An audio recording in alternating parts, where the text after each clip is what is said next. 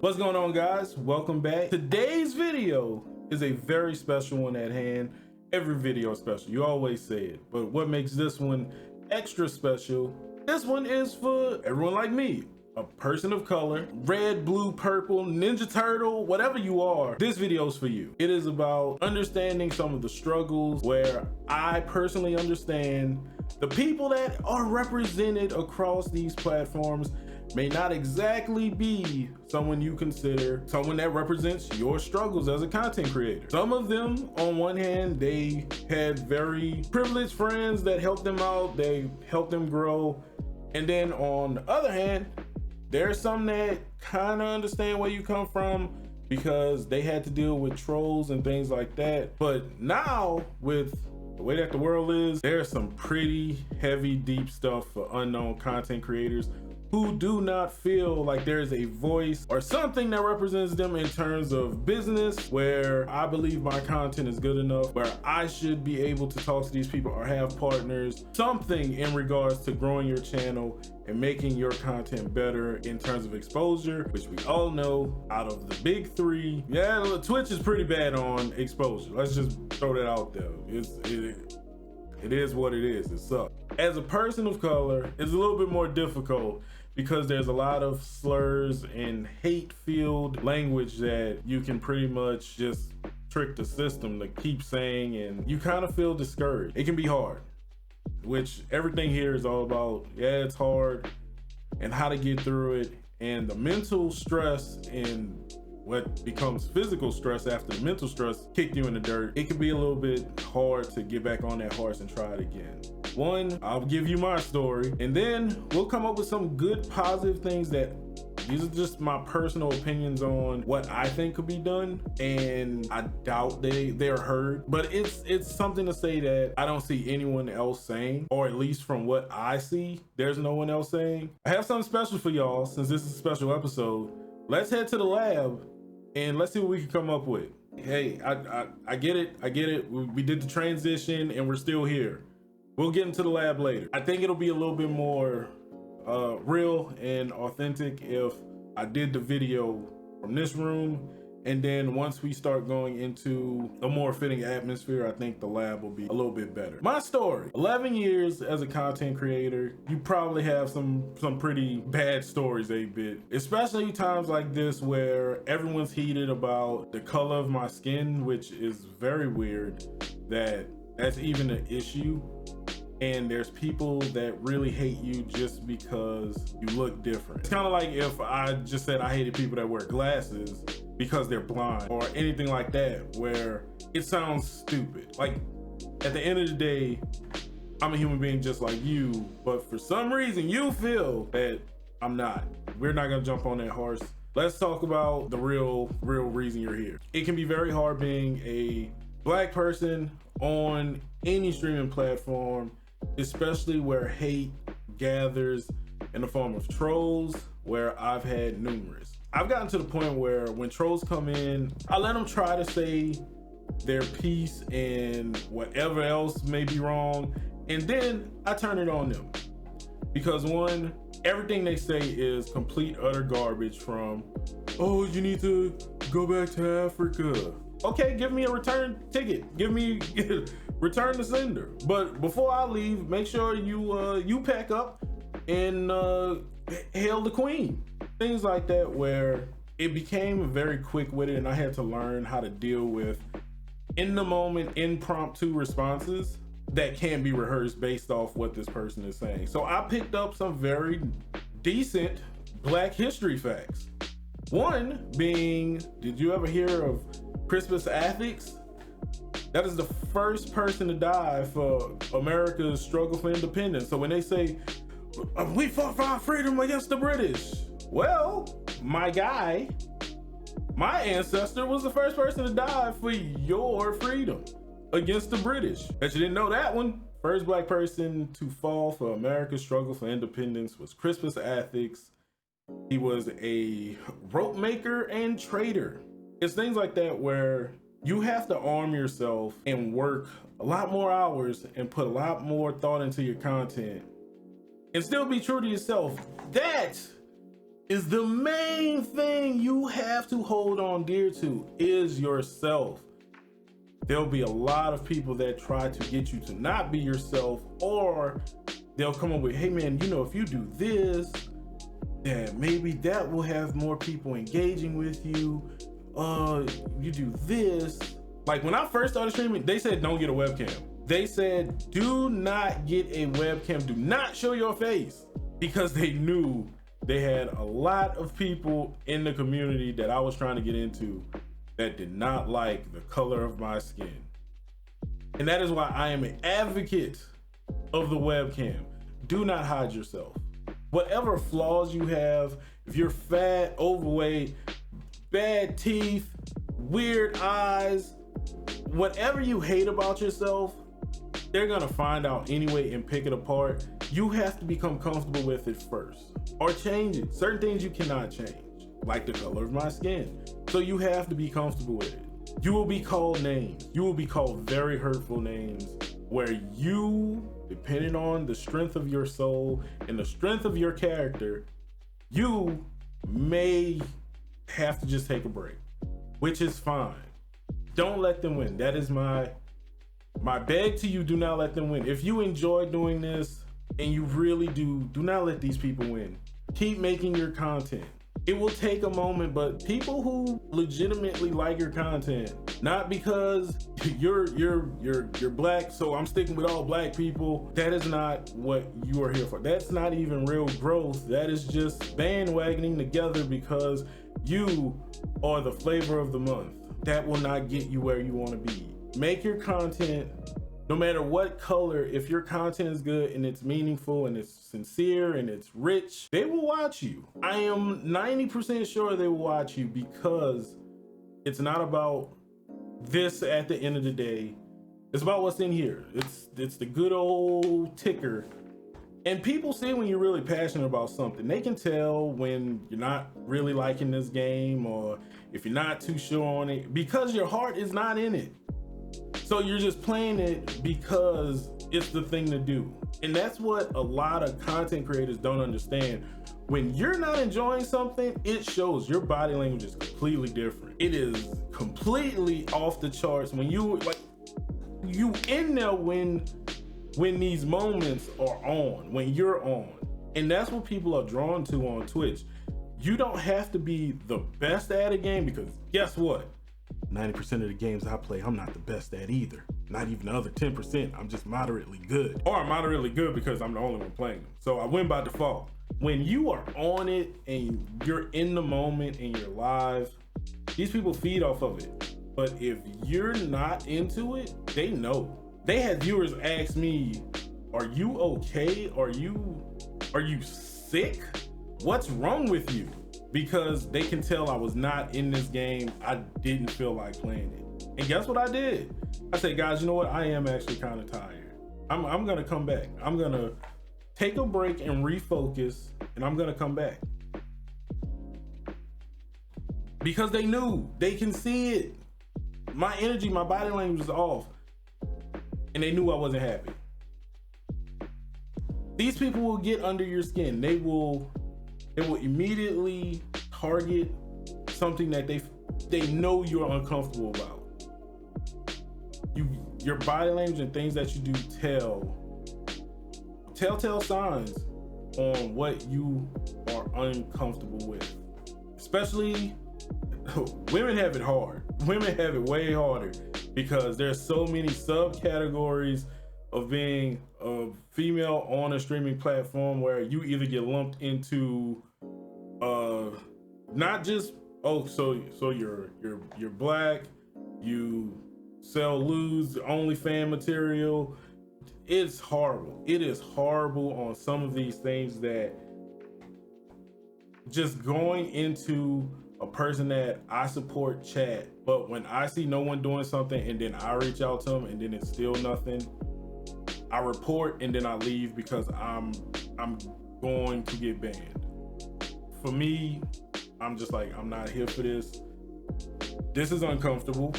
I did everything I could, and that's all I could. And I feel so defeated, because it's like, did I really do everything that I could? I blocked them, reported, trying to get them out of here. They leave, but I don't know what else to do for this content creator that's on stream that clearly is having a bad one at it. It's really discerning and disheartening that there's nothing the actual platforms do to help. There's nothing you can do. There's no permanent ban. These people can just make another account and do this all night.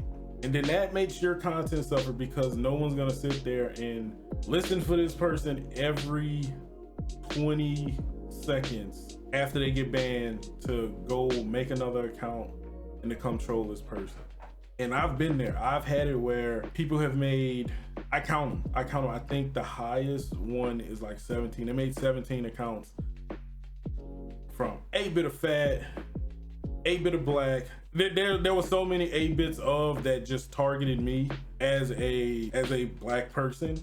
And then the worst part of it all, I had to turn off alerts because in my chat it would just pop up, welcome. And it was just very hurtful marks. And can you imagine where, one, either I'm subjecting my viewers to this, or they want you to leave so they can say, I made him get off stream. That's so sad. That is very, very sad. That would you want to come back with that fear of knowing that if I hit this button, if I go live, this could all start over again? Then they had time to create different accounts, so they could just burn through. You don't know, and that's the scariest part possible, where you are harassed. I think the longest I was harassed was 3 days, and that was during the PewDiePie incident, where this dude came in, I'm PewDiePie's friend, and he gave me the right to call you. And I'm like, I don't even watch PewDiePie. Who are you? What is this? I had to go look up what was going on with PewDiePie to even know what was going on. I'm like, yo, what is this? And then sometimes it's not even the people who you think. It's your own people sometimes that send hate after you. Your own people. I had a very popular black streamer send trolls to my account because he was doing a night where he went around trolling people that listed either drunk or wasted in their streams. And I was doing I was playing Naruto, and I just say, I was drinking sake and just having fun. I drink from time to time on stream because it's relaxing. At the end of the week, I was working a retail job. I was ready to go off on several people if I didn't get my medicine. You feel me? And a black streamer sent so many people, never hosted or rated me. He was on his channel and he sent people, hey, so and so wants to play you in this anime fighting game. I'm like, oh, I don't know who that is. Sure. Oh no, he said you gotta play on Xbox. I'm playing on PlayStation, so I'm sorry. He would literally send his mods in and out of my channel to start beef so he can get views. You steal from your own people who are struggling, already just trying to do their best and trying to keep the 6-7 people that they have, and you sent them to troll other people. I will never follow this streamer.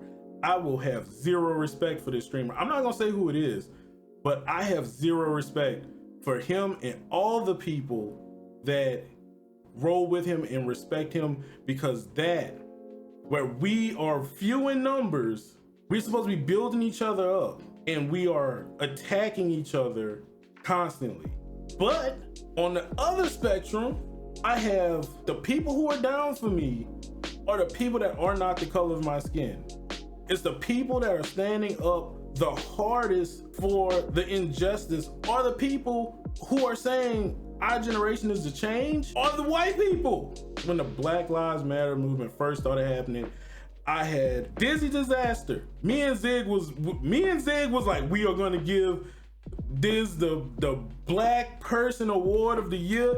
He get the NAACP award because when it first happened, he was streaming non-stop. It was the most genuine, I want change, I'm making things better Diz gave me a spot on his streaming team because he liked my content. The black people whose streaming team I was on only wanted to use me because I was a retro gamer and they had no retro gamers. And that was the thing that Twitch was looking for. So they tried to use me to be a retro gamer because they only played FPS. And Twitch was like, well, you need to be more diverse in your team. Everyone plays FPS. So they found me and they seen, it was like, oh man, you're gonna be the GOAT. They tried to entice me and tried to buy me with gear and promises of sponsors, but I had to stream on their team. I had to stream on their channel, which was already partnered. I'm not partnered, but I'm streaming on a partner channel. I'm not getting anything for it. And they were demanding this. So I dropped out and immediately felt attacked because this is a partnered streamer, a partnered group. And I'm a small guy on Twitch who went from trying to average 12 people to after this, it was, oh, I was getting pretty much blacklisted on came such a, well, if he don't want to be here, it's like, yo man, the times that y'all are telling us we have to stream for, I can't do. I need to switch. Well, you're just gonna have to stream at night. Dude, I have to work. I have work, school. Well, you can't do nothing for us. And these are our own people. And then I get the other spectrum where it's, hey man, what do you need from me? Diz asks, what do you need from me? What do you want? What can I do besides paying everyone? What can I do to help? But you don't get that from your own people. That's what really hurts. We as black people on Twitch, it's very discerning for me, and I don't want to be like most of the black partner streamers on Twitch don't represent me or represent my struggles on what I've been through from Twitch, because I was in some of theirs before they were partnered. They never had to deal with some of the stuff that I go through now. They forget about you. They act like you don't exist. They act like you were never friends with them. And the minute they get that check mark, all they know is I just hang out with this group of people. I don't leave. And whoever in the group is in the group. You left all us back there. You said and you promised us hope and you promised us change and you did not deliver. None of you did. Who's out here advocating for the smaller black streamers, smaller Latino streamers, smaller Asian streamers? Who's out here doing this? Where's your team?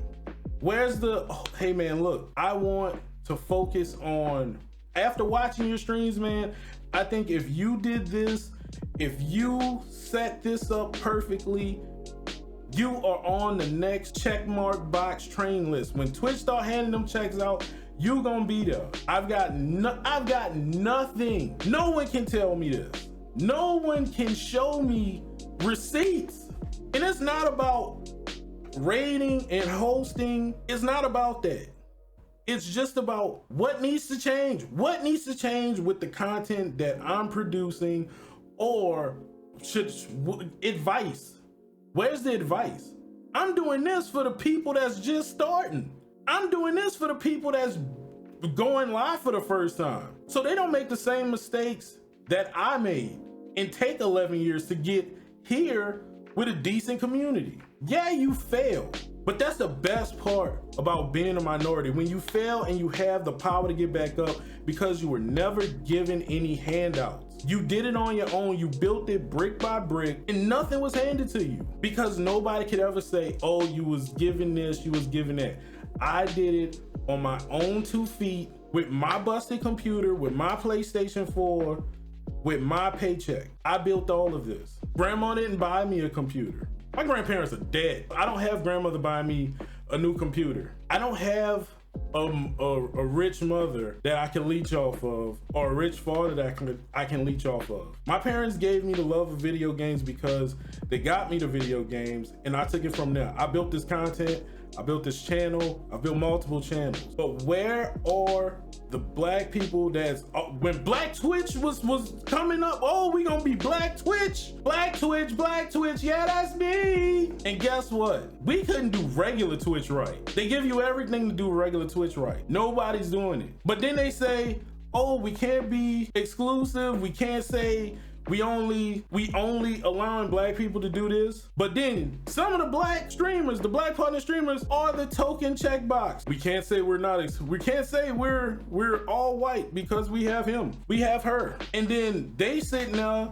complaining, I don't get as many subs as everybody else. No one's following me. I'm broke. I'm poor. I work every day. This is a Sunday. This is supposed to be my off day from my real job. I'm doing this content because it's something that I choose to do because I have fun doing it. Don't ever say I don't get as many subs as everybody else. I can't unlock my next emote. One, you can find somebody to do your emotes. Shit. One, everybody I found is horrible at doing the top people for doing emotes cannot draw a black person to save their life. And don't even talk about anime black people either. I'm gonna look like Goku with a tan or Kid Buu with a perm. End of discussion. I'm very heated and very passionate about this because I cannot wait. I promise you, I will show them how to do it right. I promise to you, we will not lose who we are. In 2005, Hurricane Katrina took everything I've known and loved away from me. Everything. My first video game system, almost every baby picture from me. I had nothing. I remember Hurricane Katrina because it was the final episode of Shaman King, and I was so excited to see the final episode of Shaman King. And Hurricane Katrina, I watched on the news as it flooded everything that I'd known and loved, lost every memory of a childhood that was not very pleasing, but it was okay. I'm not losing who I am because stuff like that really sticks with me, and I am grateful for every opportunity that I have to build all of this, because I'm pretty sure if I still lived there, I wouldn't have any of this if I still lived there.